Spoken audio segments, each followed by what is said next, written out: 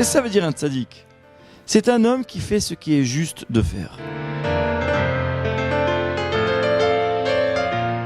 Tu dois faire du chesed, mais attention, est-ce que c'est au détriment de ta propre construction personnelle?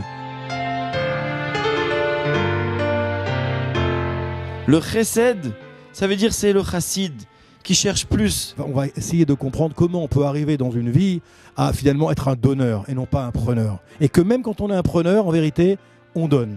Est-ce que je peux être un tzaddik sans être un chassid?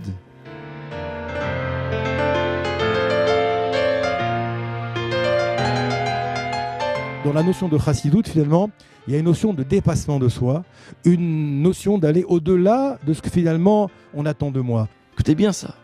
L'accomplissement d'un devoir, même lorsqu'il génère un dépassement de soi, ça reste un devoir. Avraham Avinu, il a fait une démarche sans que ce soit un devoir. Personne ne lui a rien demandé.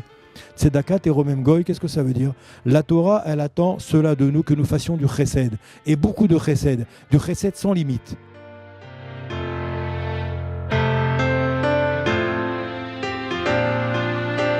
Comprendre que les choses dans la vie doivent être faites avec équilibre.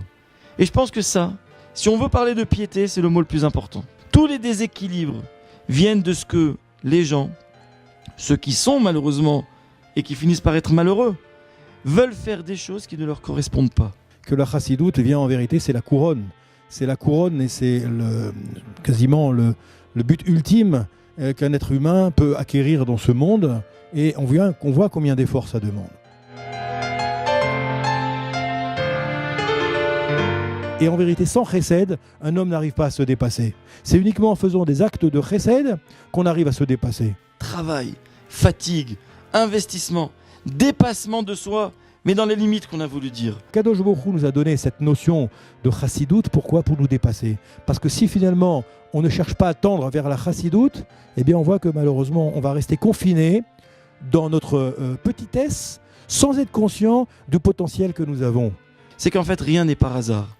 Si quelqu'un tape à ma porte, Elai itkavnu, je ne peux pas fermer la porte. Si quelqu'un me sollicite pour X ou Y, si des fois j'ai un signe, si des fois j'ouvre un texte, c'est toujours comme ça. Elai itkavnu.